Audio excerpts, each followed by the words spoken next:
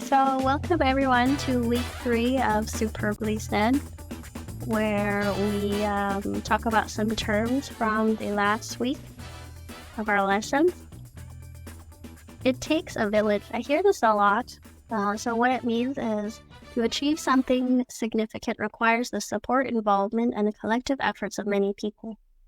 So the question here is, can you think of a project or achievement where you experience that it takes a village?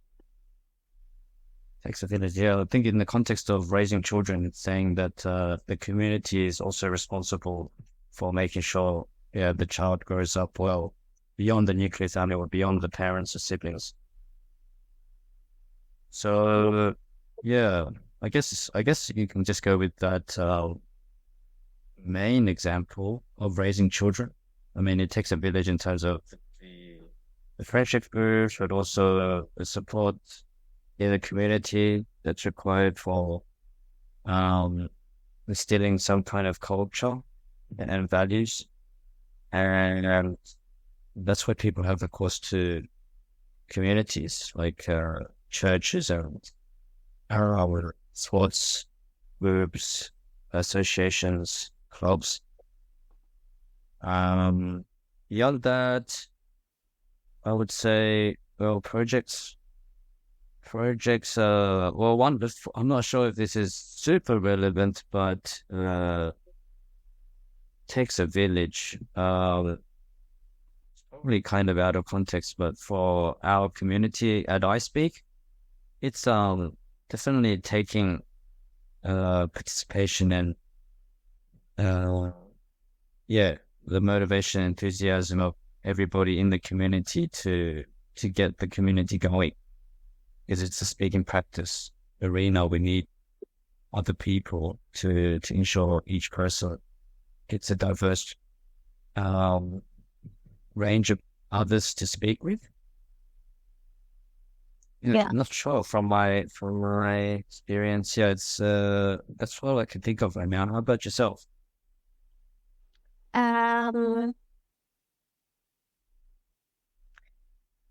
I feel like there's some things that you could do alone, but sometimes I think having that support from the community or the collective efforts of your friends and family make it a lot easier. Like, for instance, I'm in the middle of moving right now, and then I remembered before a few months ago when I had to pack my entire apartment, and it was very difficult if I only had to do it alone. But I think moving also takes a village, like having a lot of help from other people and just that like cleaning and arranging everything and getting rid of stuff. It made it a lot easier for me when I was moving. So Was this when you were moving? Yeah. Was this when you were moving from Canada, like originally, or when you were moving from Korea or Vietnam? It was when I was moving out of Korea. Oh, right, okay, because you had been here for long enough that you accumulated some goods. Yeah, I had quite a bit of things, lots of like knickknacks and clothes and like cooking supplies. But my one friend took a whole box from me. That was like probably like 25 kilograms Oh, okay. of just random stuff. So yeah, because there was a lot of waste too. Like I wasted a lot of things I didn't never use, like cleaning supplies and like spices and stuff. But Yeah. plus like they knew resources that I wouldn't have access to, like how to mail things or how to get rid of things, because Korea has a very strict like recycling policy. You have to separate everything and you can't just throw things outside. So Yeah, when I was growing up in Korea in the 90s, I was like a very young boy, but I remember people with like those not sure if it's a trolley or something that they pull. It's probably like a uh it's basically something that they pull. What's something that they pull? like a car that pulls not a trolley, but a cart. Yeah. Somebody putting a cart full of random knickknacks, like random goods, basically secondhand sales. And she would be like shouting something. And you can go and just like you could either sell something to him or buy something from him. And, you know, in today's day and age, there's no services as such. It's probably just eBay or Amazon or community platforms where you just give it to people, I suppose. Yeah. Um, yeah, I know there's online groups where I would list my products and then people would come pick it up or I can ship it to them. But with furniture, it's a lot harder. There's not a lot of foreigners in Korea have cars. So, I wonder if we could make a pawn shop like that, where it's like a traveling pawn shop. The person comes into your apartment, finds what they want, or just takes the whole thing. It's like, okay, I'll pay you this much for the whole thing. Gives you a pretty bad deal, but it gives you an easy way to get rid of your goods. Then he or she, then the company then distributes those goods via or online sales, I guess. oh, yeah. Yeah, because do you remember that flea market we went to a Yeah, while yeah. back? I wonder where they got all that stuff from. Like, do they go around and pick it In up? the chairs, Like, or what kind of stuff are you talking about? yeah, like the furniture and the random electronics, and do they buy it up somewhere or do they pick it out of the recycling and then they go sell it in the Ah, food right, market? right. Yeah, so there must be a process in place. Or maybe people just bring it, but then they have to take things individually, you see? Whereas this business would be one person who goes into your apartment with a truck, basically, and just takes everything at once. You know what I mean? Oh, okay. So they do the picking up and They take everything out, or whatever you don't want. oh, And the rubbish too, and the rubbish too. The rubbish, because they take the rubbish, they have to take that price off all the items that they purchase. oh, okay. I swear to God. Yeah, I feel like that could be something um that could work. That could be like another business plan. Yeah, Because yeah, yeah, yeah. moving is so hard. Just I yeah. think more and more people will be moving from. I mean, in my case, I did move from country to country several times, in the last 5 years, and I feel that may become more common with new generations. Yeah, I think more people are relocating because they don't like the city they're living in. There's a lot of furniture in the streets when I'm walking, and it looks like it's in really good condition. And people are just throwing it away. Oh right, oh right. It's Do you just see that anywhere? I see it at the bottom of my apartment here. Yeah, some people just throw old furniture away, but yeah, it looks like definitely still usable. Is that what you mean? Yeah, sometimes I see it. I don't know if it's illegal if I take it, but yeah, some of the items are really good. Oh, I think they're there so that others can take it, but I'm not sure. Maybe there's bugs or some, maybe there are problems with it. Right, yeah. Maybe. Could be. No, I think that's how it works all over the world. Well, it's from my experience. People leave things out, and then it's where I used to live in the dormitories, we used to call it regalo. It's a gift, and you just pick it up, Oh, you just take it. Just take it. that's And nice. yeah, Free I used things to be from I used to be a hoarder. I used to be like the regalo hunter. I was like, shit, that's a fucking steal. And I would always take stuff. And my room became an absolute pigsty full of random furniture that I never used.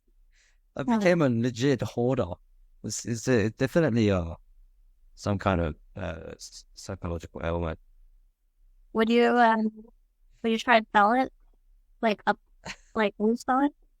No, I never saw it as a hoarder. I just kept it all for myself. But Oh. but at the end of the day, I also was happy to give them away when I was leaving. As I was leaving, I was like, please, everyone, take it, please. Yeah. That was funny. Okay. Yeah, it was quite an ordeal. Now you've reminded me to to yeah, slim down and get rid of all my things.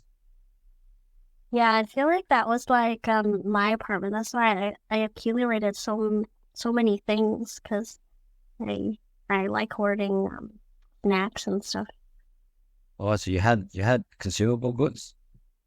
Yeah, I had a lot of ramen and because a lot of my friends would be moving too. So, and every time someone moves, they have stuff to give away. So I would take their stuff. And then Those easy to after, give away. Those last forever. yeah, that wasn't too bad. I gave it to the next teacher that moved into my apartment too. I had a lot of like utensils and um like toiletries, so I just left it, and she was happy to take it. So that's okay. Nice one. Yeah.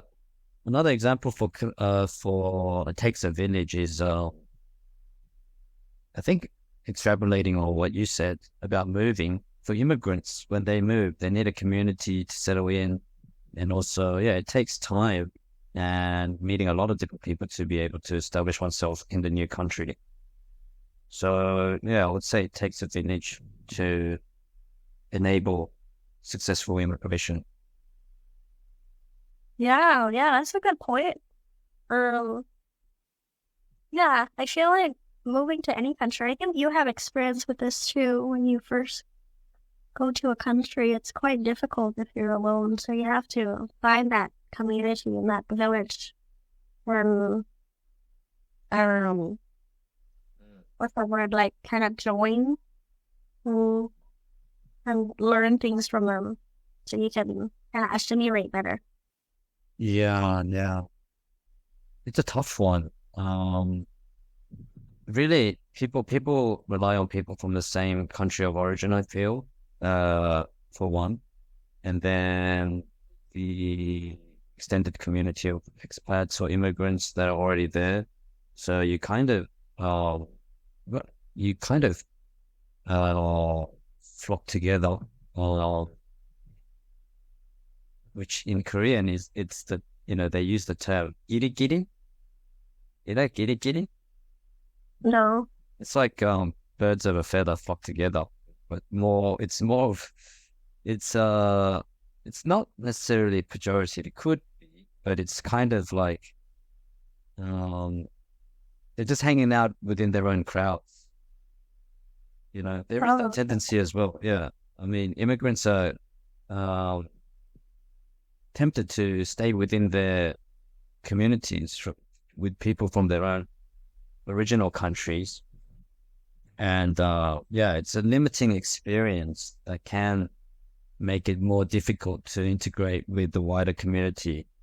But it's also, yeah, more comfortable and easing into new life in the new community, in the new place. It's a balancing act, I think. yeah, yeah, totally agree. Are there lots of Vietnamese in Alberta? Um, I mean, kind of, not really. I think the only Vietnamese community that I know growing up was the church. So my parents would go to church every week, and it was like a Vietnamese church. So that's where we knew most of the Vietnamese community. But there's also the Buddhist Vietnamese community, and my parents are friends with a lot of them too. So I don't know how they met, but I think through mutual friends or through work. Gotcha. Yeah, yeah. Yeah, come to think of it, it's the same in Australia. And for Koreans, the church ecosystem is very vibrant. Sydney, and more so than in Korea itself. And I guess there's a reason for that beyond religiosity. It might be related to, well, yeah, for sure, it must be related to the community as being immigrant people looking for connections. Um, yeah, very popular actually. New churchgoers and so on. So Yeah, that is definitely one community that people get into and involved in. My mom is still very much involved in the Korean community, like the church community. But yeah, it does mean that people that do get associated and get very heavily involved in these communities become somewhat limited in their own friendships. It becomes quite uh, closed in. Yeah. But yeah, I guess they have to kind of fend for themselves. It's like they have to. It's a hard one. It's hard to like just suddenly go into a community and try to integrate with everybody that had grown up there. Oh, like if you're new and you're coming into it. Yeah, yeah, yeah. So it's what I've noticed in Italy, in Tunisia, in the UK, Australia, in Korea, like these places where I've lived. The only place that was welcoming of foreigners was Tunisia. Like Oh. welcoming as in they're willing to make lasting friendships at the drop of a hat. At the drop of a hat. And I mean, to be cynical, you can say, you know, there's an economic incentive to be welcoming of foreigners, you know, because they're at the same time they're not welcoming of foreigners from sub-Saharan Africa, for example.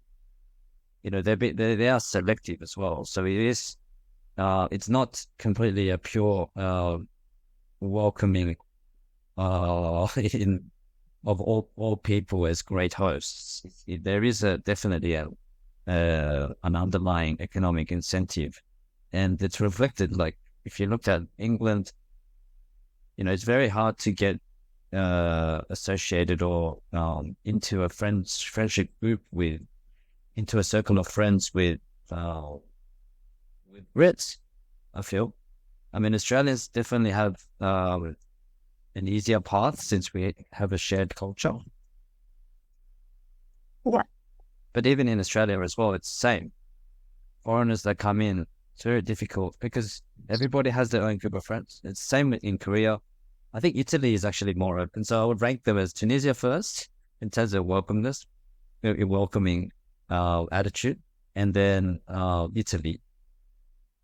Italians are like they can be just simply put. I mean, they have a lot of traditional people, uh, boomers, and people who are certainly ignorant about people of other cultures. But actually, like deep within this, the Italian mindset it's actually very welcoming and very friendly. So that's what I've noticed in Italy. Maybe they're both because they're both Mediterranean. Like in Korea, UK, Australia, they're quite standoffish. What about in your experience?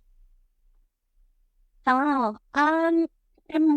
Well, I feel like because I've only really lived for a while in Canada and Korea, like some parts of Vietnam, but um, I think when I was in Canada, they're pretty friendly with small talk. But if you want to go deeper than that, the city that I'm from, it's quite kind of cliquey. So like you said, like with immigrants and people like newcomers in the country, it's very hard to form a sort of community because people already had that. When like a new person comes in, it's hard to form those friendships if you're not already in the circle. So I think it was harder to make friends in Canada than in Korea because I think Korea people, um, but also a lot of the friends I made, they're also other foreigners. So I think we just kind of formed that group. That's interesting. Yeah, yeah, that's an So interesting way of putting it. yeah, so everyone was very open to making friends because we're all in the same situation, Right. not knowing anyone in a new country. Oh, that's Um, interesting. yeah, but I guess like with Korean people, we we do find Korean people that could be friends with, but also it was difficult, especially if we didn't speak the language, the same language. So it's hard to connect on that level, I guess. Yeah, yeah. So I think it's quite difficult to make friends with people like native speaker friends, like make native speakers in the country that you moved to. But you can make, but you know that's it's made up for by the ease with which you can make friends with people who are also learning that language. Yeah. Yes, I wonder if that's a similar experience with um other people from other cultures that kind of go to a different one and they kind of just Yeah, yeah. like ease into their kind of uh what's that word? They're kind of like a Vietnamese person from Vietnam going to Canada and only being friends with Vietnamese people. Mm. Like you said, clicky. Yeah, when you become clicky within your language, or it's not exactly xenophobic, but yeah, it's acting in a kind of closed manner. But if I think about my experience in Italy, my closest friend in the seminary, because I lived in an American seminary, and we had a handful of Aussies there too. But my closest friend was a Korean American. Oh, Yeah, yeah. We used to, yeah, study together, work together, travel together around Europe. Incidentally, he's now uncontactable. I can't get in contact with him. He's entered a very deep sect, like that's quite traditional. They don't use technology. That's what I'm told. I haven't had direct contact with him for the last 4 years. Someone told me he entered into a traditional Catholic group called the Old Catholics. They don't use technology. no. Horrible. Yeah, I lost a friend just like that. Can you find him if you go back? I emailed him from time to time, but yeah, apparently it doesn't check technology, so it doesn't use technology. So I don't know. I'm in Korea, like he's Korean, and I know his mom or dad lives here, so I'm sure there's a way to actually, yeah, find out. Maybe I should. If I really tried, I could. Yeah, that's yeah. If, if the friendship is worth it, I guess. Yeah. As I mean, in when I went to Tunisia, it's true. I made Tunisian friends, but I also became probably closer with an American friend there. So there's a connection there um, among expats, like you described, and and then in the UK as well, I became friends with uh, immigrants more. I mean, I have British friends too, but mostly immigrant friends, I would say. Yeah, well, there's a pattern there for sure. It's certainly easier because of circumstances where both parties are looking for friendships. Yeah, yeah, I can see that. Um, it's like find similarities with people and then can work with that. Yeah, in the UK, because of the startup scene, most of my friends were also involved in startups.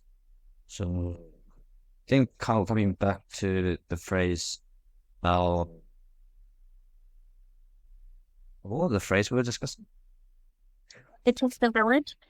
It takes a village. Yeah, it takes a village to raise a startup or a founder. That is actually a first-time founder, and definitely got the support of people who have successfully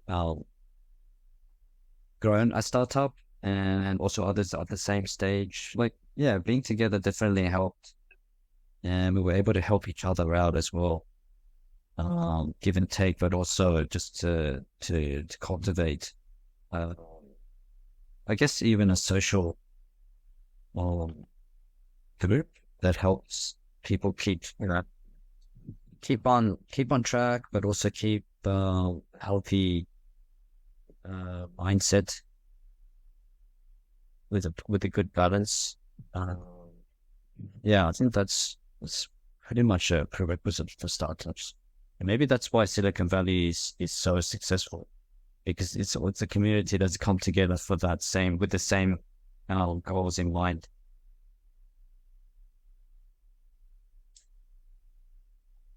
Oh, you still there? Oh, So, hey, hey, hey. hi. Yeah, I was saying, I don't know if you heard that saying where it said like the 5 people in your friend group or the top 5 people that you talk to, it kind of is a correlation of who you are. So it's like the 5 people that you surround yourself with make up kind of who you are as a person. Yeah, So yeah. your environment really um makes you who you are. Yeah, yeah, 100%. I certainly believe that. Or Someone else put it as being getting therapy, like providing therapy, like these groups provide a way for you to speak your mind and to get a second opinion, to chip in when things are down, things are not going well, and give you a much broader perspective on life through through the lens of through the lens of their life experiences. That's certainly been the case for me. are your top 5 friends all in startups as well? No, no, no, no. But some of them have created their own businesses. And I mean, just in terms of world outlook, like some of my friends are religious, some of them are not. And those that are not also showed me how there are such good people who are not religious. Those things, those kind of things help me to leave religion, to note how, those people who didn't have a religion could still be, or not still be, but really could show up and be really good human beings. Kind of from a Christian perspective, to judge a fruit by no, judge a tree by its fruits. Oh, okay. I was thinking judge a book by its cover, but that's a different one. Yeah, this one is Jesus says, I think Jesus, I don't know, someone says you can know a tree by its fruit. You can know the goodness of a tree by its fruit. Something like that. So, I mean, the fruits are like good works. And yeah, my friends showed me that you don't have to be religious to be a good person. And that was in contradistinction to some of the people that I was associated with in the religious circles, who were, much more insecure assholes. Oh, Not to generalize, but yeah, they're. I mean, it happens across the board, but having close friends outside of my religious circle of friends was really helpful for me. why? It kind of gives you new perspectives. I guess who you when you surround yourself with people who are on the same journey or the same sort of uh, kind of goals that align with yours, you could talk to them about your frustrations and things that you want to do, and it feels like you can relate with them better. Sure, sure. All right, yeah, I think we've spoken about this one a fair bit. Do you have another phrase? Yeah, okay. So the next phrase is baby steps. So baby steps are like small, cautious steps towards progress.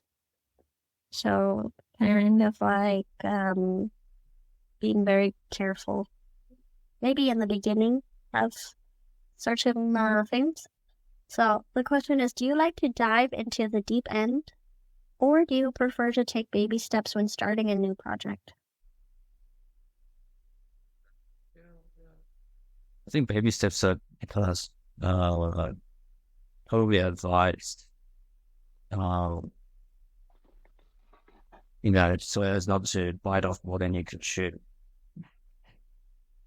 Yeah. But yeah, the way that I am kind of wired, I do just dive into things, and yeah, for better or worse, that's usually the course of action I take. But just looking back on everything I've done, I'm just speaking on the evidence of how I've lived. How about yourself? Um, I think for me, I'm more like, I guess it depends, but I feel like with things that like work, I'm more I like to be cautious, so I take baby steps. And then once I am invested enough, then I'm okay with how things are. But yeah, I think baby steps for me. Like I like to be very cautious, just to make sure that I'm doing the right thing or being careful. Give me an example. Um, I guess like before when I made curriculums, so I would be given a project, and then I would work like the first hour. This is what we'll do, and then I'll like kind of plan that out, and then the second hour, and then the third hour. Um, so it's kind of like that. Like I would go into lots of detail, but then like I'll actually teach the class, and then sometimes we don't go through everything in that hour. And then a lot of things we skim over, so I should have just done like plan the curriculum out as like a sort of what general things we want to take from it instead of just uh, like the details. You know what I mean? So when you created this curriculum, you put it like you did the first set of lessons first, and then you tested them out. What's that what you mean? Well, I guess the testing it out was the class. Over so I guess it's like I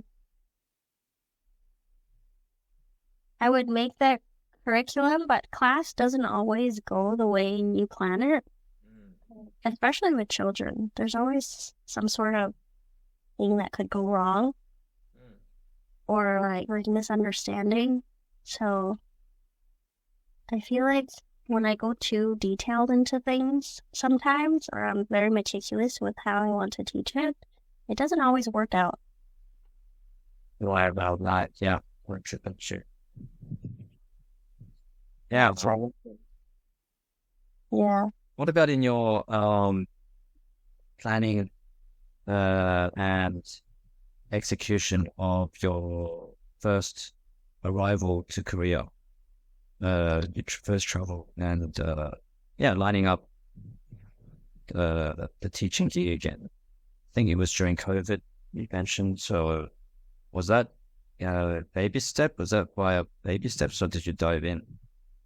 Oh, so I guess that's where it's different for me. Like in life, I dive in very quick and things like that. So with Korea, I just flipped a coin.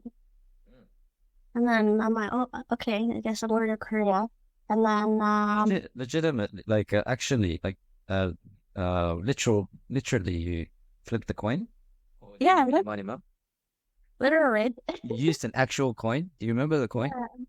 Yeah, it was like a quarter. It was a quarter I found.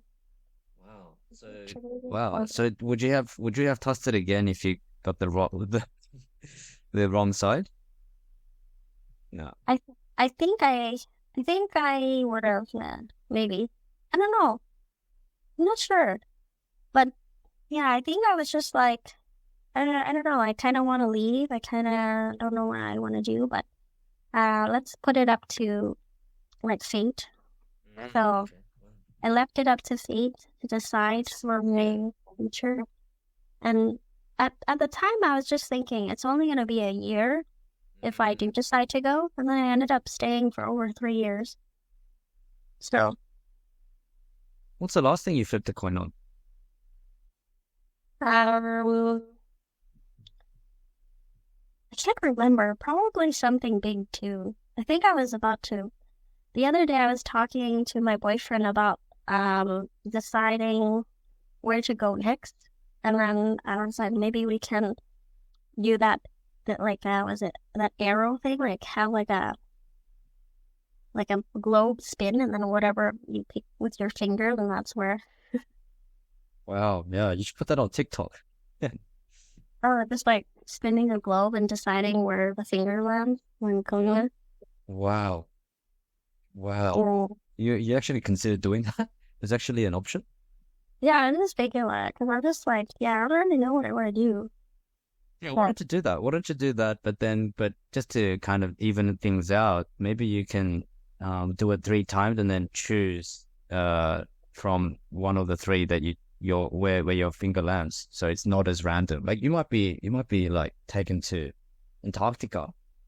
So right, so yeah, it's and also I think you have to do it like because you're more likely to end up towards the equator or on the northern hemisphere because the hand, depending on where you are standing in relation to the globe, your hand is always going to be on a certain latitude.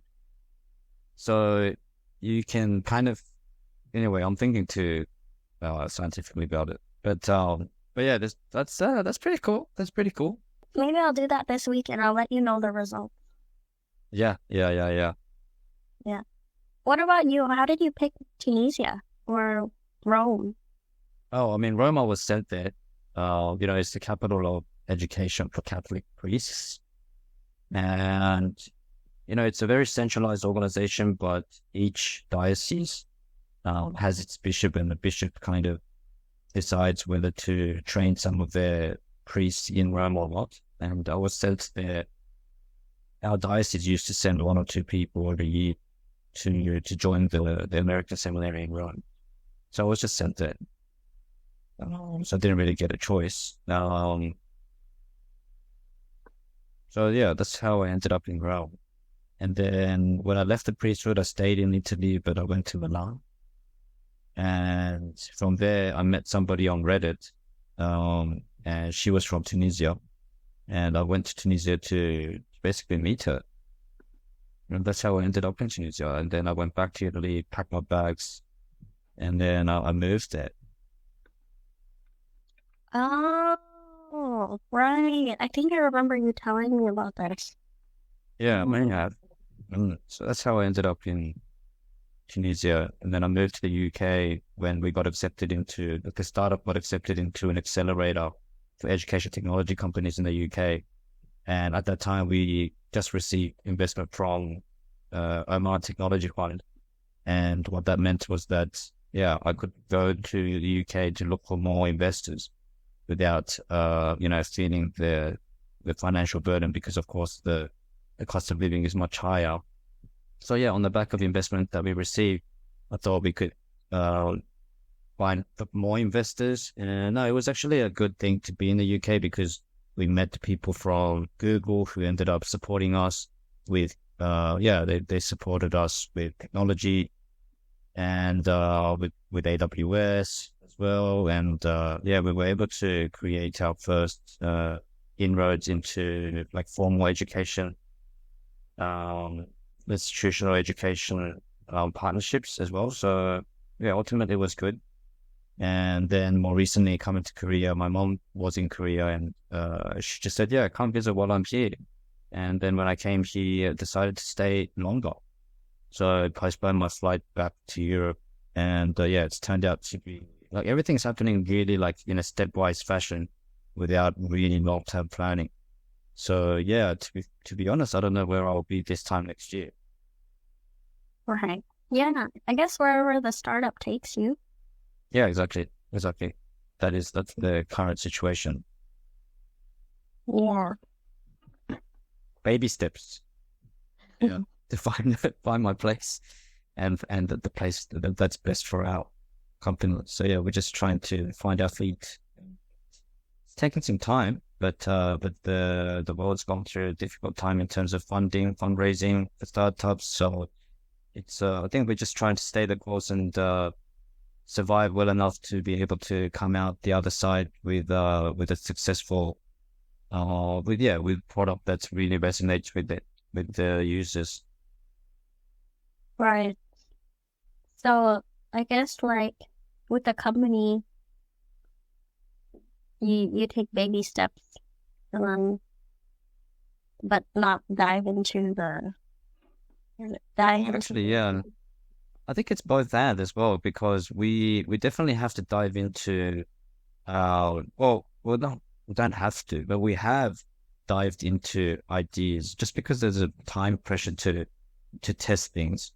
So I've become much more mellow or more subdued in my willingness to test ideas. I'm much more test ideas by actually creating and launching the product. I'm much more cautious. I do more user interviews. I do much more kind of scoping out the ramifications of building rather than just build and test. I used to be like, oh, damn, let's do this straight away. Let's build it straight away. And now I'm much more cautious because we've built so many things that never got used. I'm much more cautious of that now. So yeah, I think baby steps now for each product idea that I have. So yeah, that's currently the situation. But if there are opportunities for the company, and yeah, we sometimes have to seize the moment and just dive in. So it's a balance of the two and knowing when to use one or the other, I think. Yeah, I guess you live and you learn through experience. Yeah. Case by case. Yeah. So that was the phrase for baby steps. Yeah,